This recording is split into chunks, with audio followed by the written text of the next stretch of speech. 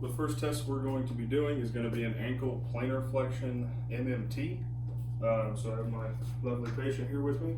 So what we're going to do is this is going to be in the standing position for the 3 through 5 grades, and I'm going to go ahead and take my patient through it.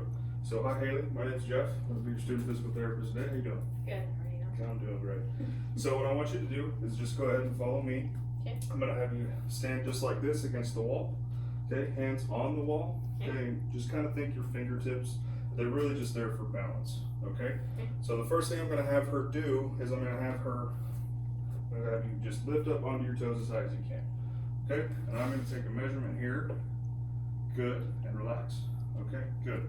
So we're testing the gastroc and the soleus in this position. So what I want you to do is go ahead and go to your left leg. All right, and what I want you to do is you're going to do that same thing that we did on both feet with just one leg one time, and I want you to hit this ruler every time. Okay, so whenever you're ready, go ahead. 1, 2, 3, 4, 5, 6, 7, 8, 9, 10. Good, relax. Okay, so I only had her do 10. For a grade 5, she would be able to do that left leg 25 reps minimum. For a grade 4, she would be able to do between 10 and 24 reps. And for a grade 3, she'd only be able to do 1 through 9. I'm going to go ahead and have her do the right leg now, because we always want to test bilaterally, making sure that both muscles are working properly. So we're going to do that same thing, okay? So hands on. Go ahead and go on both legs, go up. Good, and then take your measurement here. Good, and then on your right leg, whenever you're ready.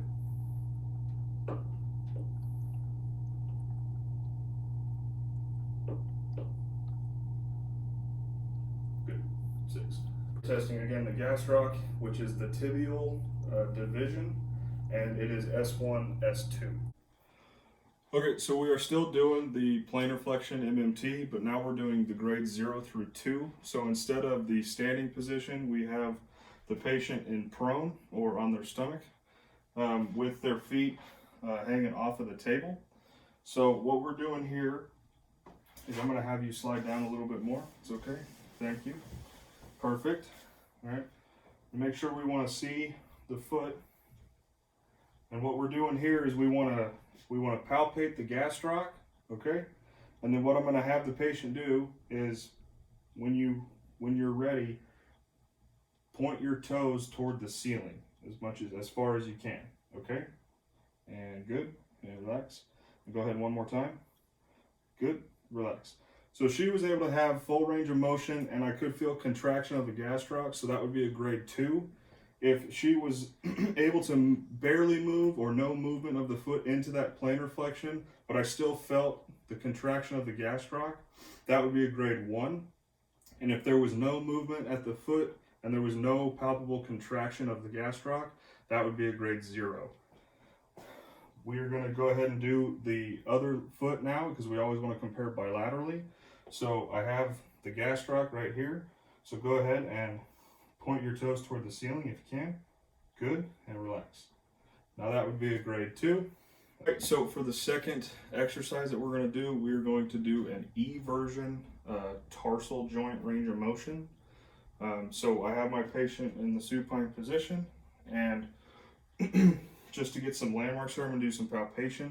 So for the distal arm or moving arm of my goniometer, I'm going to go ahead and turn your foot a little bit so the camera can see a little better. I'm going to be palpating for the second metatarsal, and that joint right there, that's where I'm going to be lining up the distal arm of my goniometer.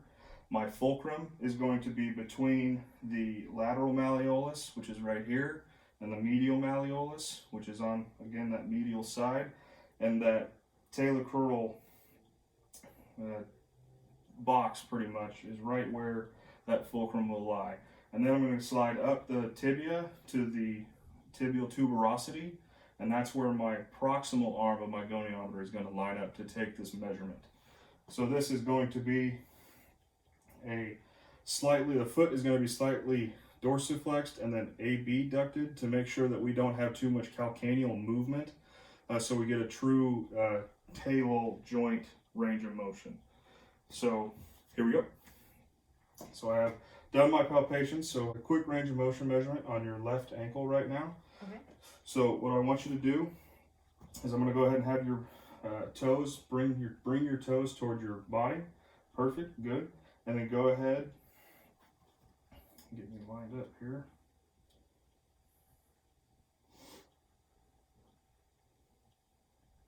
Good, and then go ahead and take your foot and go to your left as much as you can.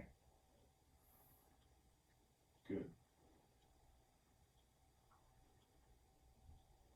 And relax. Perfect.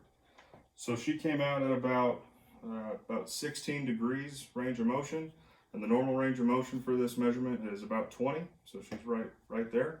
We're always going to do this bilaterally, so I'm going to go ahead and do the right leg now. Same landmarks, same everything. We're just going to the right instead of going to the left. So Haley, when you're ready, go ahead and dorsiflex for me. Bring your foot. Cut that up. Go ahead and bring your toes toward your body for me. Perfect. Good.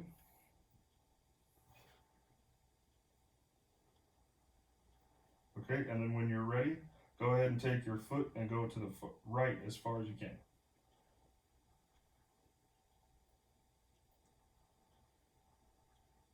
Good, relax.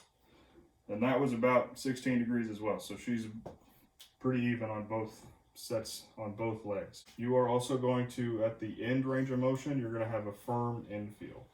Thank you.